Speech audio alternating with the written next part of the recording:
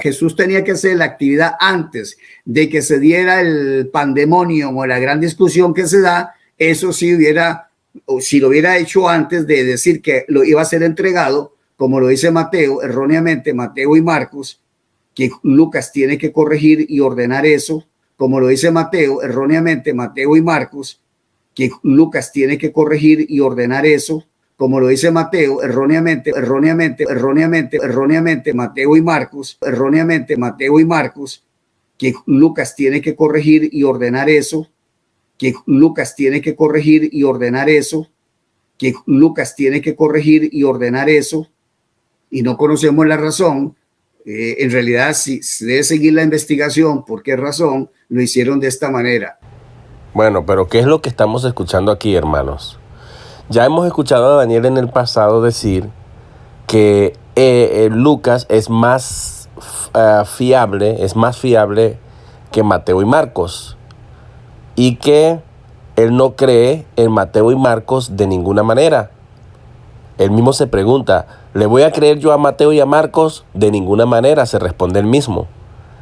Y dice además que Mateo es un copión, que Mateo copia a Marcos, y como si fuera poco, pone en duda los pasajes que están en discusión, llamándoles espurios, tanto de Mateo como de Marcos, razón por la cual él desecha a Mateo y Marcos por el orden cronológico que difiere del de Lucas, cosa que antes él negaba y decía que no había ninguna discrepancia. Ahora sí admite la discrepancia debido a las refutaciones que se le ha dado.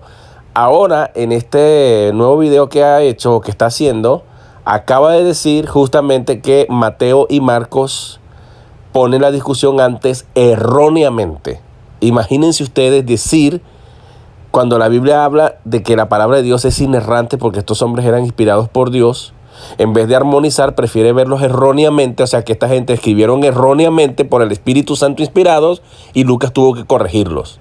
En pocas palabras, Lucas es el que está verdaderamente inspirado por Dios y Mateo y Marcos, que son testigos oculares, entonces simplemente se equivocaron y cometieron errores. Aquí tenemos a dos hombres infalibles habiendo cometido errores según las palabras de Daniel.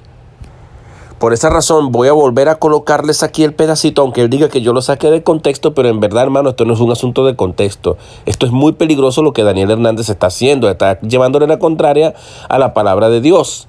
Así que voy a ponerles de nuevo el pedacito donde Daniel dice que Lucas es más fiable que Mateo y Marcos, y ahora bárbaramente dice que Mateo y Marcos ordenaron los eventos erróneamente y que Lucas está corrigiendo el error de Mateo y Marcos. Wow, es increíble, pero escuchen. Y por supuesto, Lucas es el más fiable,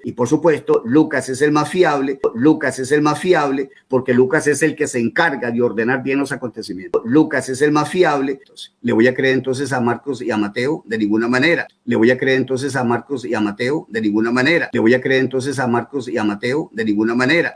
Tomando en cuenta que Mateo realmente está copiando prácticamente de Marcos.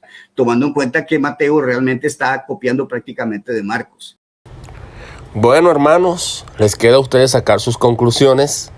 Aquí no necesitamos ningún contexto, estamos escuchando las palabras claritas del señor Daniel Hernández, negando la inerrancia de la Biblia en vivo y directo, pues. Negando la inspiración de estos hombres, porque si cometieron errores no pudieron haber sido inspirados por el Espíritu de Dios. Dios tuvo que inspirar a Lucas para que corrigiera a Mateo y Marcos. ¡Qué barbaridad! Y por eso ahora él dice que Lucas es el más fiable entre Mateo y Marcos. Wow. Bueno, no sé qué ustedes van a pensar al respecto, pero es obvio que este hombre niega las Escrituras y niega la inspiración y la inerrancia de la palabra de Dios.